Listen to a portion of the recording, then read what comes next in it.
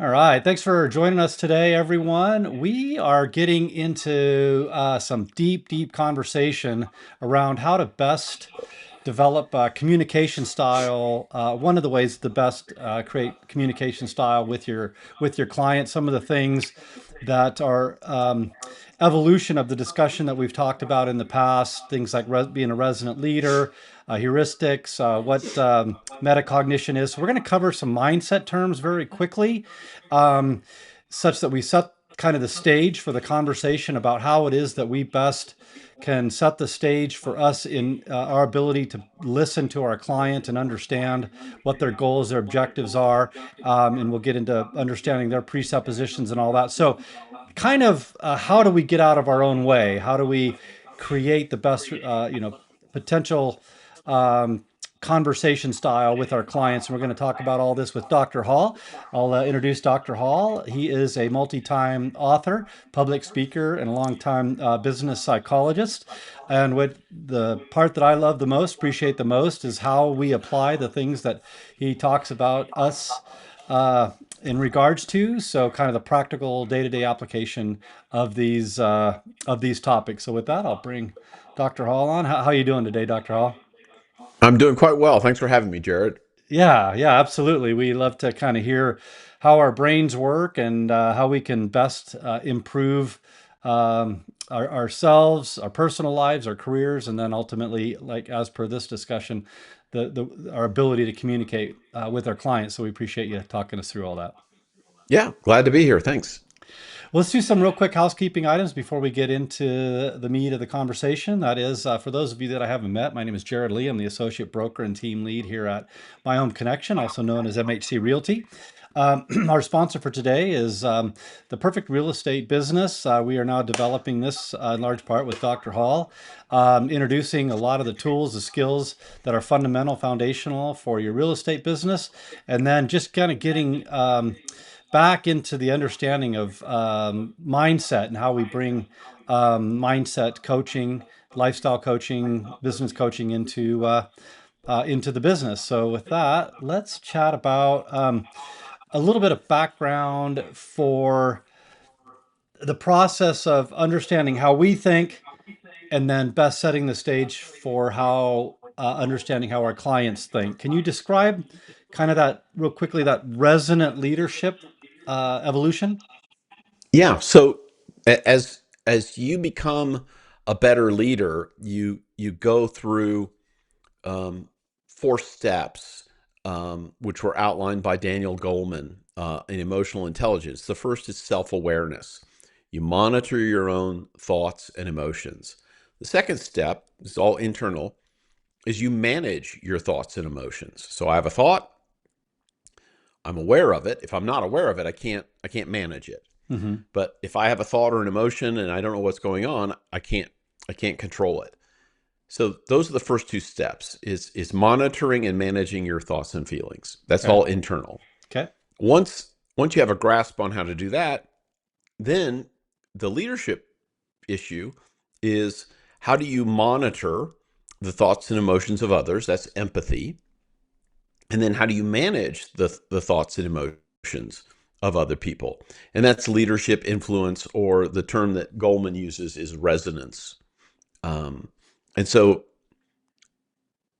great leaders are first and foremost mentally disciplined themselves. And then once they become mentally disciplined, are able to monitor and manage their own thoughts and emotions, then they can work on their skills with other people. And those skills, you can't go to a weekend charm school to learn how to do this. These are skills probably that have come out of thousands of hours of interpersonal communication. So if you don't have much experience talking with other people, you're probably not going to be very good at it. So this starts on the playground. Yeah. You know, when Yeah. you're negotiating with your age-related peers on how to solve, who's gonna get the kickball first. And was that a fair move in the Right. tetherball or whatever games kids play on playgrounds? I don't really know. Right. Right. So everybody probably has developed some of these skills to some extent, but the sooner you have a heightened aware of this and you actually begin to practice it in earnest and get better at it, the more resonant you're going to become for your clients, for Yes. your family, for your friends, all of that. Yes. Yes. I mean, if I spend all my free time by myself, I'm not going to be as good at it as somebody who's spent much of their free time interacting with other people. And that doesn't mean introverts can't be socially skilled. It just means that the way they're going to interact with people is probably a little more on the edges, but they're going to pay attention, Yeah. and interacting with people requires that they pay attention. Well, I would like to hear your thoughts on. Well, let me give you an example. So I used to be very extroverted. My brother's, Mhm. traditionally been very introverted, but I had a great, I acquired a great appreciation for the introvert's mindset, especially during Yep. COVID, because I got that quiet time. I began to understand what metacognition is, what you talked about, thinking about your thinking, and you really Yep. need to kind of be by yourself and not a whole lot of distraction. So that kind of is contrary to spending time with a lot of people. It's now spending time with yourself. Um, so that's a piece of this puzzle, right? You have to understand yourself before you can understand others. As you, Correct. okay, okay. Yeah. And there are very few people on the extremes of introversion or Mm, extroversion. Most of the people are pretty close to the middle, and so hmm. you'll lean one way or the other. So and the term for that is called an ambivert. You can go either way. Okay. Um, and so sometimes you're extroverted, sometimes you're introverted, and so you learn the skills of both. And there are advantages to both. We have a fairly extroverted culture, and so introverts are sometimes not appreciated for what they can bring to the social Hmm. equation. Okay. Okay. So, I'd like our audience to understand that before you can really become resonant, right? Begin to monitor and even manage your clients' emotions, their state, their heightened sense of anxiety or whatever. We have to get really good at what we're thinking, what's of concern to us, what's kicking off unhelpful, unhealthy emotions or potentially even behaviors. Because once we kind of get focused on our personal concerns and fears or frustrations, obviously we're not being very helpful to our client. Well, yes. Maybe the way I would put it is until you know what's going on in your own head, that will influence your interactions with other Mm, people. hmm. And so you won't be able to determine how much of this is me and how much of this is Mm, them until you've done the work on yourself. So you're more likely to be confused and make mistakes with other people. You may be well intentioned, you may watch people carefully, but if you don't know how you come across, if you don't know the likely ways that you're going to interact, and you don't know your own limitations, you're far more likely to make mistakes with other people. gotcha. Okay. So we've touched on, and by the way, for our audience, we've talked about some of these terms in great length in other episodes, but we're kind of redefining these so that we can get on to the to some of the things that get in the way of that kind of resonant relationship. So we've talked about metacognition, thinking about your thinking, Yep. and how to be a resonant leader. By the way, not going to happen overnight. It's going to take time to do. But Yep. another tendency is this idea of we talked before the show this relative heuristics, where our mind and I'm going to probably butcher the definition here, so you can correct me where I'm wrong. But this need for us to make these shortcuts so that we don't spend a lot of energy and time figuring something out, right? There's a reason why we kind of judge things. There's a reason why we kind of make these assumptions because it otherwise would just take too much time and energy if Yep. we didn't, correct? Yes. So the term is judgmental heuristics, and the the easy definition is that they're decision making shortcuts.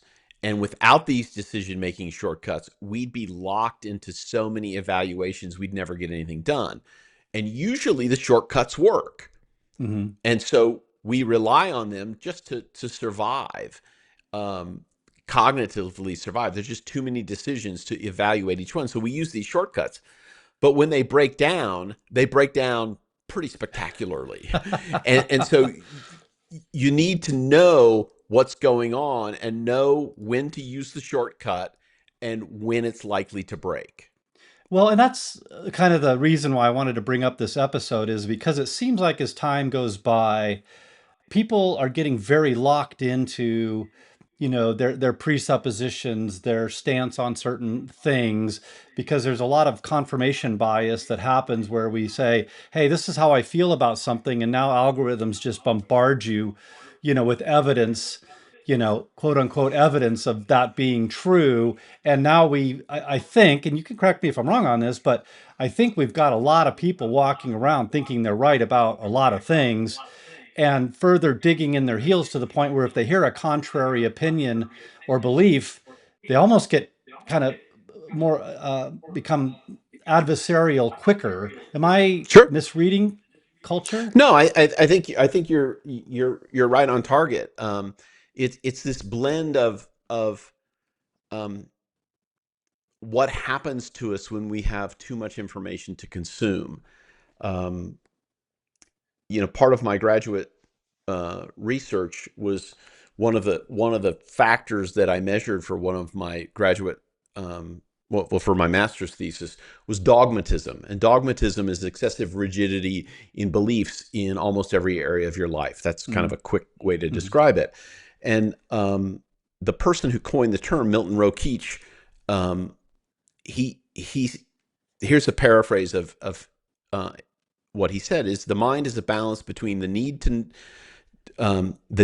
know and the mhm, need to block out threatening information. mm, When the need to know is greater than the need to block out threatening information, you're in an open state of mind. mhm, When the need to block out threatening information is greater than the need to know, you're in a dogmatic state of mind or a mm, closed state of mind. mhm, And that excessive rigidity happens when we're overwhelmed. This was not as potent in the 1950s and 60s when he came up with this thinking, but we're in an age now where the mass of information, it doesn't even have to be threatening, it's just that there's so much mhm. that it's overwhelming. So because there's so much information, we close our mind to it because we just can't consume it all. Yeah, interesting. So people are developing not only more presuppositions, and maybe there's different terminology I should use here, but stronger presuppositions. Is that fair to Well, they're say? they're they're they're becoming dogmatic in their beliefs. It Okay. doesn't mean they've even thought about the beliefs. They're just more rigid Uh, about their beliefs. right. Um, the thing that I encourage all the leaders that I work with is to spend time in quiet reflection, examining the belief, Mm, slowly examining the belief without distraction, to hmm. to to really spend time weighing the pros and cons rather than, oh, I heard this, on TikTok, so it must be true. Yeah. Uh, and I'm going to plant the flag, and I'm going to die on this hill, Yeah. and that's a kind of dogmatism. I think it's okay to be rigid about some beliefs, Hmm. um, but dogmatism is the rigidity about all beliefs. Mm, gotcha. So you can really believe something strongly and have good evidence for it, and Hmm. say, boy, you're going to have a tough time changing my mind. Um, but if you're rigid on all of your beliefs, then you're in a dogmatic state of mind. Yeah. Well, we'll talk about why it is that this rigidity and this dogmatic, closed-minded approach to things affects our relationship and how to contend with that. But I guess Yeah. um, first, I want to go back to, kind of our pre-episode conversation that, real estate agents and lenders are in kind of a weird space because I think you Yeah. used a comparison of maybe the hot dog vendor versus what you do in business Hmm. psychology. You obviously have to ascertain, understand very quickly what people's presuppositions are and a lot of things to understand if the relationship's going to work, and kind of set the stage for success or non-success. Like that's very much in line with what you do. Real estate agents and lenders, I don't think most would give the level of appreciation or benefit to knowing these skills and tools that some would, meaning it's not as important as in your career, but it is important and more important than the hot dog vendor.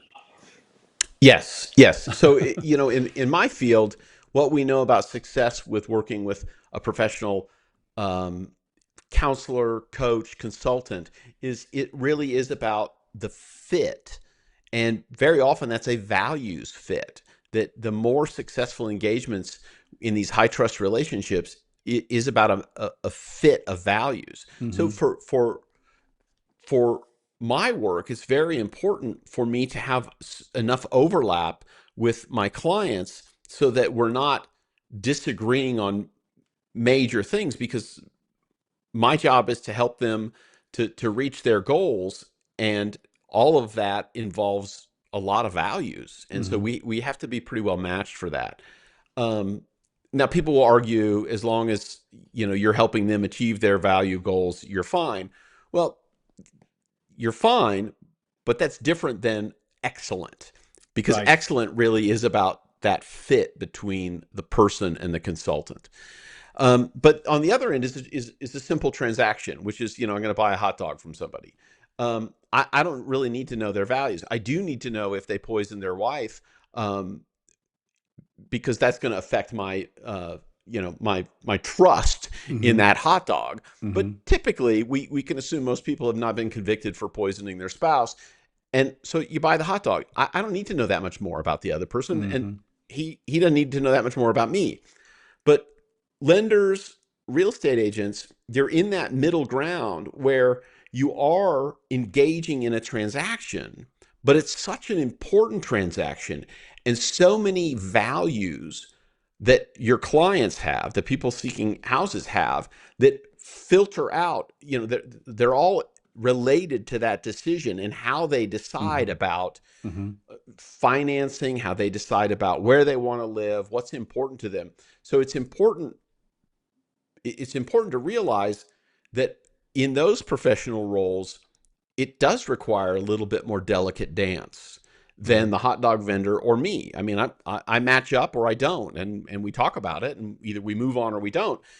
The the issue for people in my position, it goes back to that famous interaction with Michael Jordan.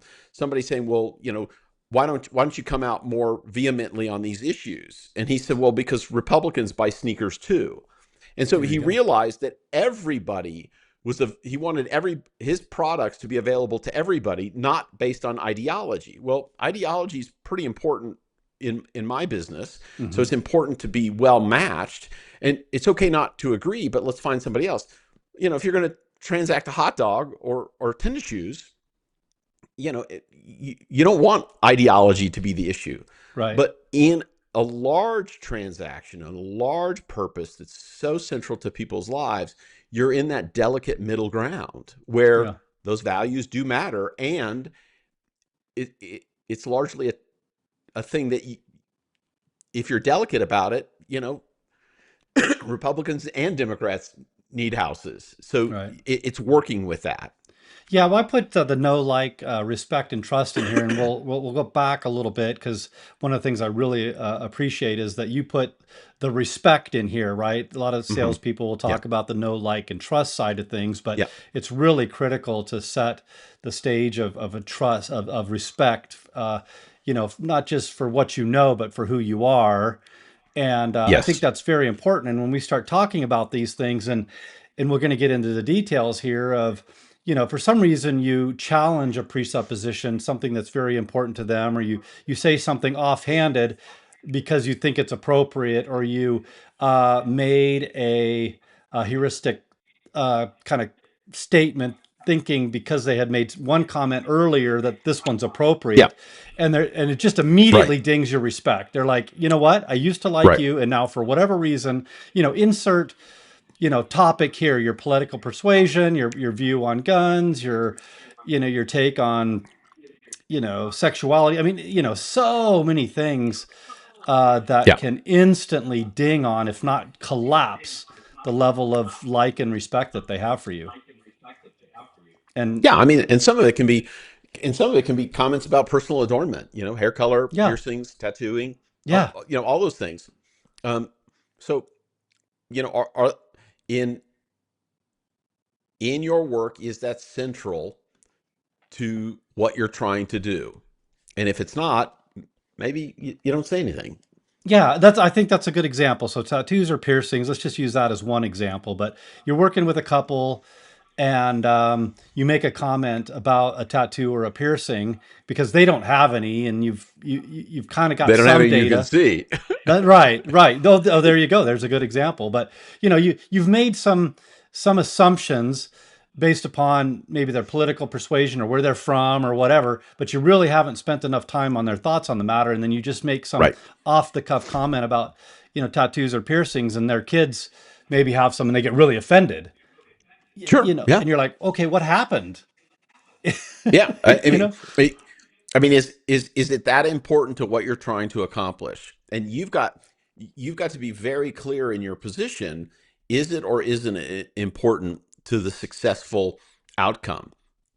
And move forward. And if you're one of those people who says, "Hey, I'm not going to work with people, who wear glasses," okay, well, that really limits you. But okay, you Your you you choice. go you go for it. Yeah. You as an individual, you get to choose, but then you get to choose the consequences as well. Yeah.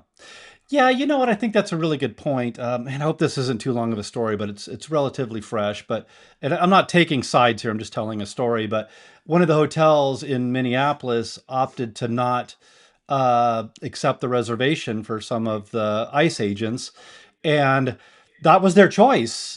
And Yeah, the consequences for their choice was that they got banned from all government, federal, certainly federal, if not even state. Oh, and then the franchisee or terminated their contract immediately. It yeah, was like Hilton or yeah. whatever. But anyway, so what I'm saying is you can do what you want to do, to your point.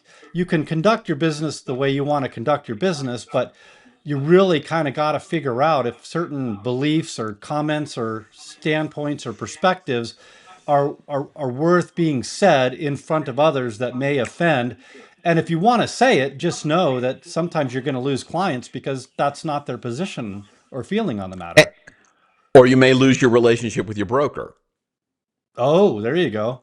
Yeah, You know, you you've got relationships that are dependent on trust, and it's not just you. You're not an island alone unless you're your own broker. Um, but your broker may say, "That's not cool. That's right. not that's not our brand." So it's really important that you recognize, even more sensitively than someone in my position, how, is this central to what I'm Oops, sorry. doing? Uh-huh. Yeah. Right. And if it's not, then that's where the self-control comes in. You have to,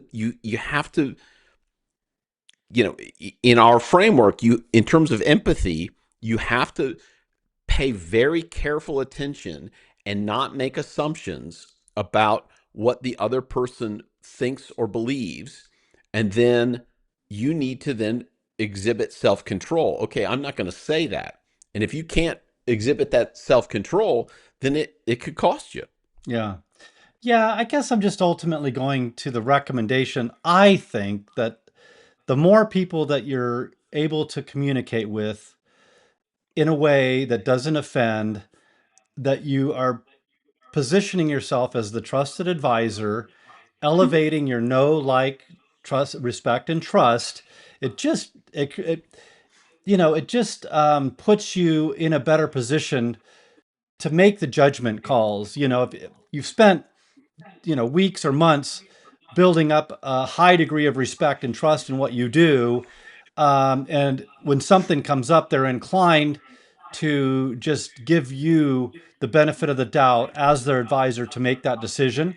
Right, that's the best position because this is what you do all day, every day, and Yeah. that's the position you'd like to be in. So why you would ding on that uh, for making offhanded comments or whatever? I don't. Anyway, I don't see it. But Well, every individual gets to decide how they want to run their own business. mhm. And if they decide, mine is a tall business. We are only going to deal with people who are over 6 feet 2 inches tall. That's it.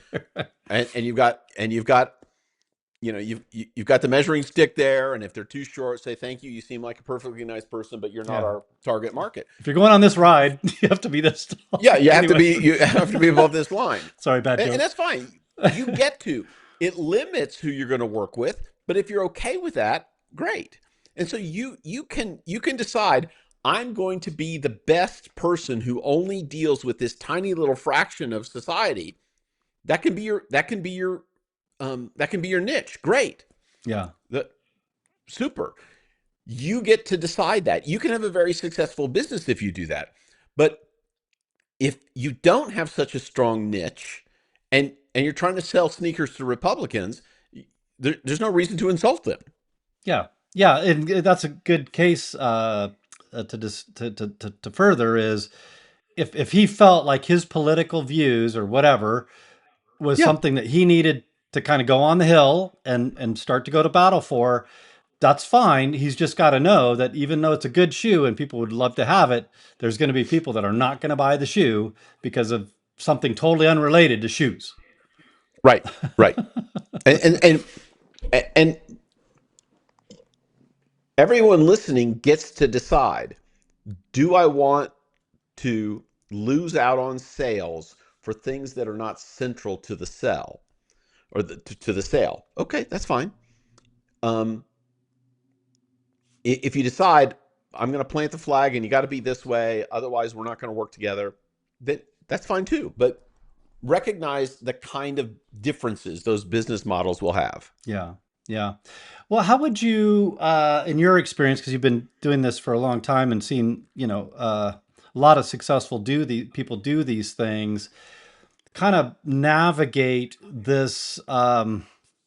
I hate to call it a minefield because it's not a minefield unless you step in something that that you put out there. But you've got all of these things, right? We've talked about a lot. We'll kind of review what we talked about. Is you're trying to understand how you conduct your life through metacognition. You're thinking about your thinking. Then you're trying to handle and manage your emotions, your feelings, and your behaviors to the point where you're so good at it that now you can really set that aside and focus on a client and kind of read their mind to some degree, right? Which is even more difficult than reading your own. But now you're trying to deal with these heuristics.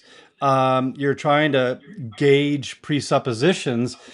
Is it as simple as just taking your time, listening a lot, and getting the data such that when you do say something, you have a strong degree of confidence that you understand who you're talking to and what they're about? Is that Yeah, so maybe we should introduce a particular heuristic, okay? which is called the representative heuristic. Okay. And the representative heuristic was first described by Daniel Kahneman and Amos Tversky. And what they said is, this next part is going to be real abstract, but if you're a member of a type, you assume that that member of the type takes on all the qualities of that same type. Mm. Like, okay, so what does that mean? That means that when you're walking down the grocery store aisle and you're going to buy a jar of peanut butter, you make a very quick assumption that the jar of peanut butter of the same brand you bought last time is going to taste almost exactly the same Sure. this time. Reasonable. And between the three on the front row and the three on the back row, they're all going to taste the same. Mm-hmm. That's the representative heuristic, that Okay. a member of a type has the same qualities as all of the members of that type. Mm-hmm. Mm-hmm. That works for peanut butter. We also have, when we're shopping for peanut butter, we also have a mental shortcut that if you buy the big jar, what do we assume? More value. Versus the little jar. Which would More you buy? value. Pardon me? More value in the bigger jar. Yeah, the more value, which means if I buy the bigger jar, it's going to be cheaper per ounce. Right. Right? So that's the heuristic we have. So we walk down the aisle, we get our brand of peanut butter, and we always pick the big jar because we have a mental shortcut, a heuristic, that bigger equals cheaper per ounce. That's the representative heuristic. Mm-hmm. Retailers know this. But And it's not always true. sometimes the little jar is cheaper per ounce. Interesting. Okay, so if our representative heuristic can be hijacked on peanut butter, Right. let's look at people who I think are exponentially more complicated than peanut butter. Agreed. We're going to make a lot more mistakes. So if they're a member of a type, if they have identifiable characteristics, we make assumptions about them. Well, people are pretty complicated, Yeah. and we can make a lot of mistakes. Mm-hmm. Oh, you went, let's use colleges. Oh, you went to such and such a college. Mm. Oh, I know what that means. Oh, You're okay. formulating all kinds of ideas. We do it all the time Sure. until we start meeting people who went to that college who don't fit the type. And Yeah. then we go, huh, I didn't see that coming. Well, it broke. Your Right. your shortcut broke, Yeah. and it broke in a spectacular way. Yeah. So it's important that you hear that and you go, okay, chances are good, but I need more data. Yeah. Yeah. Okay. And the data can change over time Mm-hmm.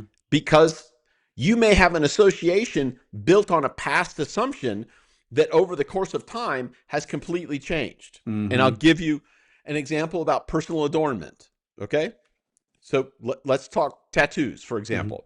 When I was a graduate student in the 1980s, tattoos were a very important sign. We would look at them very carefully and say, unless it's a Navy tattoo, that's probably a problem. Mm. Well, you had to reevaluate that in the 90s a little bit, and then you really had to reevaluate it in the 2000s. Now it doesn't mean that at all now. So Interesting. so you can have a mental shortcut that works in one era that completely breaks down later. And so it's important that you continually gather information to reevaluate, is this a good shortcut? In terms of tattooing, no, it's not. It's not a good shortcut. Mm-hmm. Yeah. Well, it's interesting that we do that. And a lot of people would say we shouldn't do that. But that's just to your point earlier. We've got to do that. Otherwise, we'd spend all of our days, trying to make these logical conclusions. Or, by the way, if we're just going to ignore everything and then we're shocked when something proves itself to be true, you know. Well, but the thing about shortcuts is they usually work Yeah. Right. until they stop working. And so Yeah. so we can't survive without workable shortcuts. And Yeah. an easy one is, hey, when the light is green, my mental shortcut is it's safe to go Mm. until somebody T-bones T-bones you. you. Yeah. Right. Okay, so if we had to stop at every green light and look all around before we creep out into the intersection, we'd never get anywhere. So Yeah. these shortcuts work. Yeah. Okay, and they're helpful, but they sometimes break. Yeah, well, I love your idea of this is the way we've kind of got to walk through life. We've developed these heuristics for a reason. It generally is helpful, but we also have to understand that can, on occasion, be not only a little hurtful, but very hurtful to the point of losing your client or very much damaging the relationship, the trust that you've built or whatever. So tread lightly, conduct your life the way that it works, but then, slow down a little And, bit. and slow down. And so you make an assumption about a person's worldview because of the way they dress, the way they act. Ask some more questions. Yeah.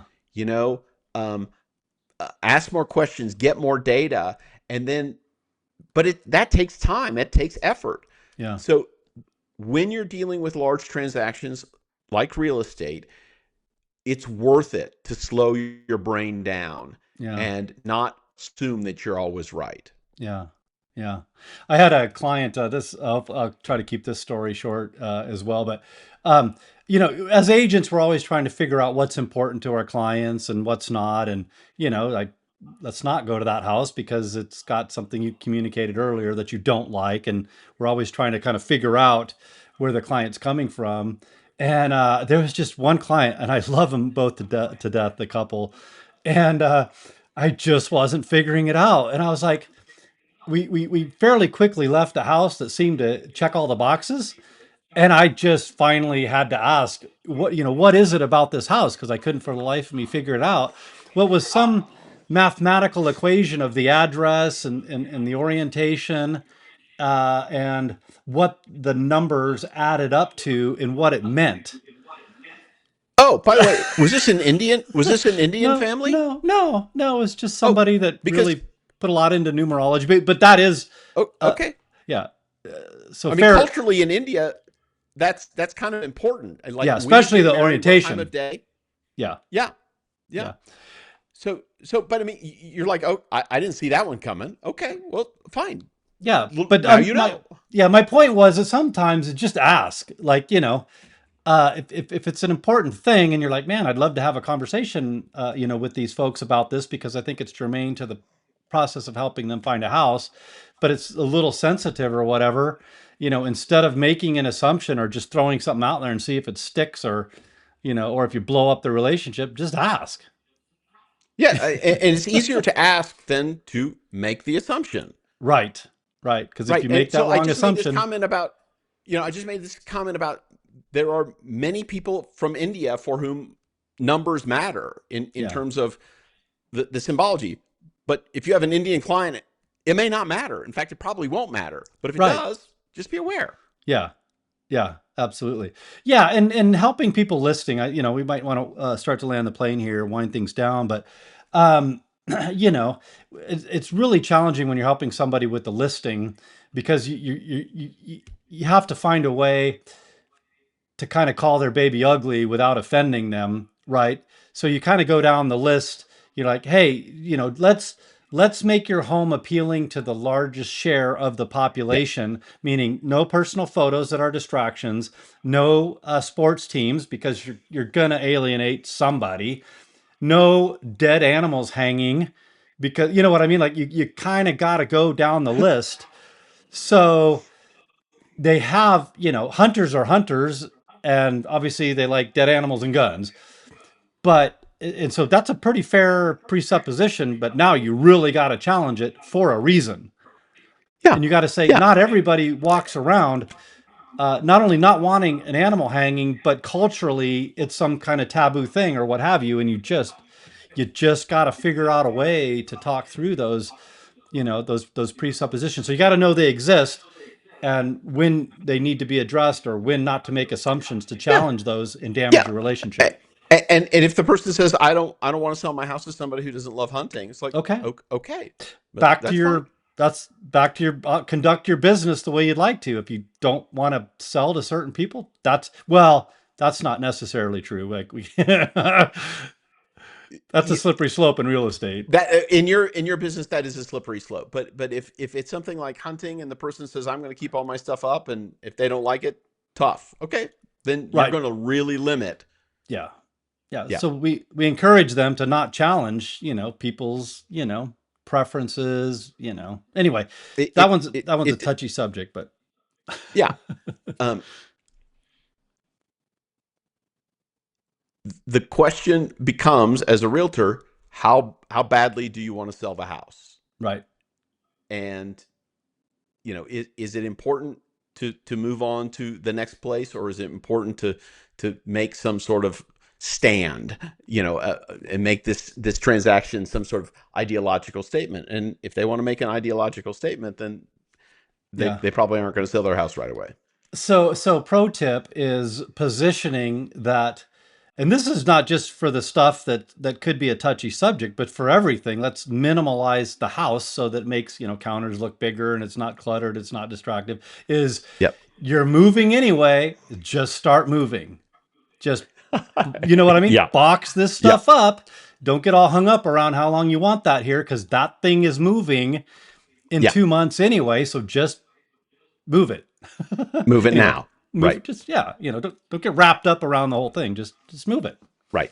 Right. So anyway, well, we've covered a lot of ground, and I know this is a lot of topics and a lot of terms, all I don't know about distilled down into one topic, but really kind of needed to progress through here to understand how we best start to communicate with our clients. How to minimize or eliminate friction, and sensitive points of conversation. So I appreciate you coming on and talking through how we can kind of navigate some of these scenarios. It's awesome. Yeah. Grateful to be here. Good topic. I love the title that you gave it, which is Assumicide. So it's a great topic. Yeah, I hope that doesn't get me in hot water or anything, but just so people know, you know, I've seen people make assumptions, and I'm just like, why did you have to create such hardship for yourself? Like, Hmm. that's just brutal. Like, don't make that assumption and say that thing or do that thing. Just put a little bit more thought into it and make life a lot easier with a A lot lot less easier. drama. Yep. So, Awesome. well, Awesome. cool. Well, let's make sure folks know how to get a hold of you and what tools you have. Yeah. Probably the easiest way to get in touch with me is my website, drrogerhall.com, drrogerhall.com. On it, you can find my online course, Freak Out. You can also find links to my books, Expedition, Staying Happy, Being Productive, and DIY Brain. I got another one coming out called DIY Leader Brain. If you'd like to get in touch with me, you can reach me through that. And I do executive consultation and leadership development work with corporations. Um, there you go.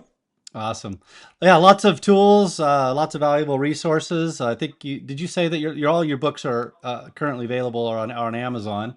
They're So all right now on Amazon. Yep. super easy to get a hold of. Those quizzes, I think everybody should just take a run through with that, and Yeah, certainly those are feel fun. free to reach out. Yeah, if we can help you and being an accountability partner, help you with the mentoring, your business coaching. Our approach to all this is very much a holistic approach to not just your business, but how you think, and what's being has been helpful or healthy, and what isn't, and how we can refine and fine tune that. Developing business plans, the whole gamut, and we can do that through a no obligation consultation, just to kind of see if there's a good fit, right? If there's a good fit. Yep. Awesome. Well, thanks again, Dr. Hall. We'll look forward to chatting with you on the next episode. Everyone, have a blessed Thanks so one. much. Yep, absolutely.